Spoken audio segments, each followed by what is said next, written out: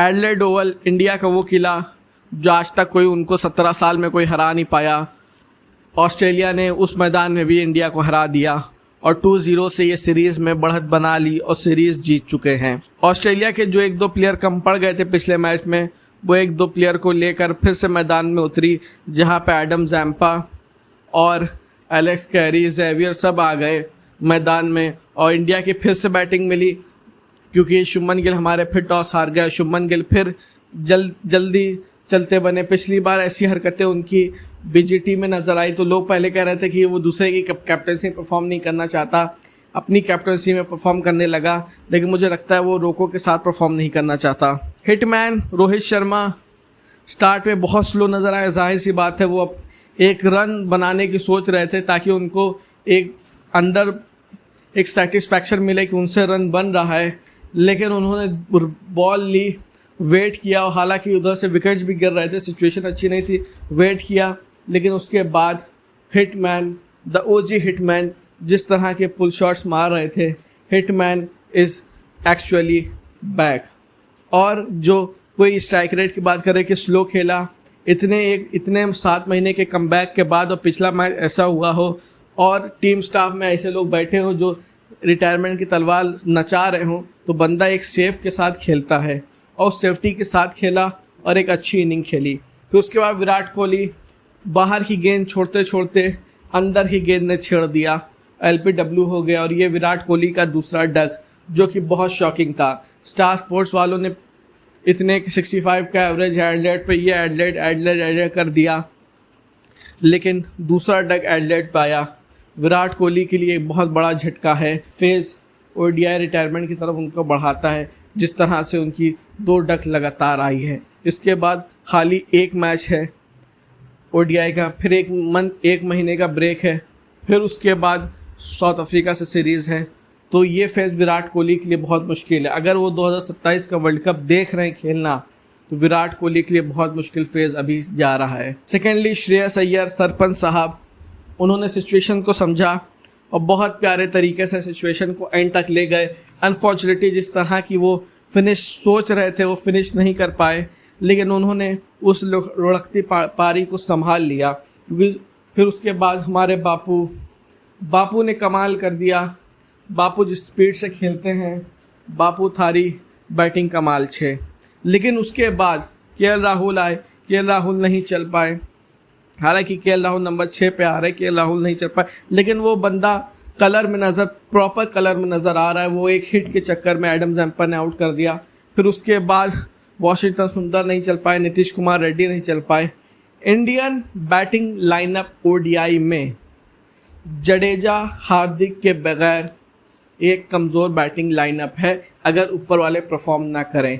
Jadeja number 6 पे team India के लिए इसी टाइम के लिए रखे जाते हैं, जडेजा जहां ऊपर कोलैप्स करे। हार्दिक पांड्या इसी सिचुएशन के लिए, हार्दिक पांड्या नंबर 6 पे टीम इंडिया के लिए खेलता है ODI में। इसी सिचुएशन के लिए नंबर 7 पे जडेजा खेलते हैं, जहां ऊपर इतना बड़ा अगर कोलैप्स हो जाए तो मैच्योरिटी से कोई पार्टनरशिप और पारी को ले जा सकता है। तो उस सिचुएशन में वाशिंगटन सुंदर नहीं, सर जडेजा थे। और ऑस्ट्रेलिया में वो अच्छी स्पिन भी, ऐसा नहीं था कि बॉलिंग उनकी बहुत ख़राब थी सर जडेजा की। वो बंदा बॉलिंग भी अच्छी कर सकता है, वो विकेट भी ले सकता है। वो सिर्फ इंडियन कंडीशन में नहीं बल्कि ओवरसीज कंडीशन में भी उसकी बॉलिंग भी इफेक्टिव है और बैटिंग तो उसकी इफेक्टिव है। तो जडेजा अगर टीम इंडिया ODI में मजबूती ढूंढ रही है 27 तक, तो सर जडेजा को नंबर 7 पे होना चाहिए। हार्दिक पांड्या इंजरी के बाद आ जाए तो नंबर 6 पे होना चाहिए ये दोनों प्लेयर।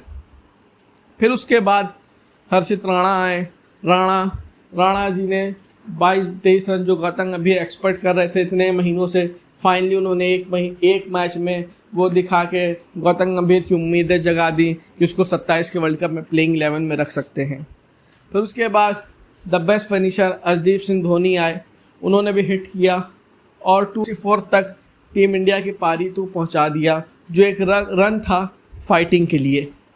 अब इंडिया की बैटिंग लाइनअप उस तरह की है कि अगर नंबर 5 तक देखा जाए तो बहुत बड़े बड़े नाम है। रोहित शर्मा, शुभमन गिल, उसके बाद KL राहुल, श्रेयस अय्यर, विराट कोहली। लेकिन जितना बड़ा खिलाड़ी हो वो कहीं ना कहीं फेल हो सकते हैं लगातार 3 प्लेयर एक इनिंग में। तो नंबर 6-7 पे भी एक मजबूत प्लेयर चाहिए। हार्दिक पांड्या, बापू वन ऑफ द बेस्ट हैं बापू, फिर बापू के अलावा जडेजा और हार्दिक पांड्या का होना ज़रूरी है, ना कि फिर उसके बाद इंडिया की बॉलिंग आई। अच्छी बॉलिंग कर रहे थे, वो लय में थे, लेकिन मियाँ भाई बॉलिंग कर रहे थे लेकिन वो बॉल से इफेक्टिव नहीं हो पाए थे। ट्रेविस टुल्ले ने अपना टुल्लापंटी शुरू कर दी थी, लेकिन राणा जी ने विकेट ले लिया।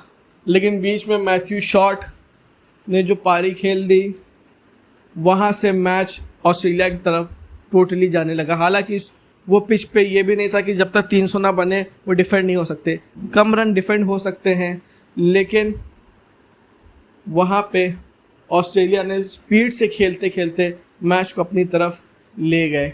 हालांकि एंड में 2-3 विकेट लगातार जो गिरे थे, वहाँ पे एक मौका बन रहा था, लेकिन सिर्फ 15-12 रन बचे थे, उसमें वो कहाँ कर सकता। और दूसरी तरफ एक सेट बैट्समैन कॉनवी था जिसने मैच को एंड किया।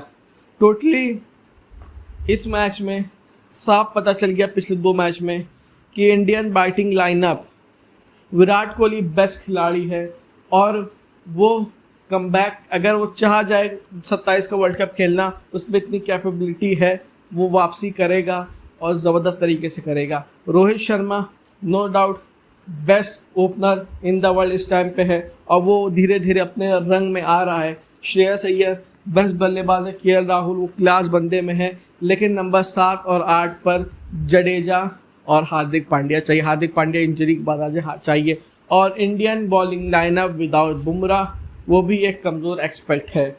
आप ऑस्ट्रेलिया में बुमराह को आपने ओडीआई में सीरीज़ में रेस्ट दिया और T20 खिला रहे, क्योंकि नेक्स्ट जो टूर्नामेंट है बड़ा वो T20 वर्ल्ड कप है, तो बुमराह को उसी फेज में जा रहे हैं क्योंकि बुमराह एक मेन एक्सपेक्ट होगा। तो इसलिए उसको आप इतना यूज़ नहीं करना चाह रहे कि वो फिर आके फंस जाए, क्योंकि टेस्ट और T20 में रख रहे हैं, ओडीआई में नहीं रखा। लेकिन Indian bowling lineup without Bumrah और Indian lower order without Jadeja एक कमज़ोर टीम दिखा रही है। इसलिए टीम इंडिया को इस पे गौर करना चाहिए। और प्रसिद्ध कृष्णा जो कि ऑस्ट्रेलियन पिच पे टेस्ट में इफेक्टिव नज़र आए थे हर्षित राणा के मुकाबले, उनको टेस्ट किया जा सकता था और शायद वो कुछ ना कुछ करते।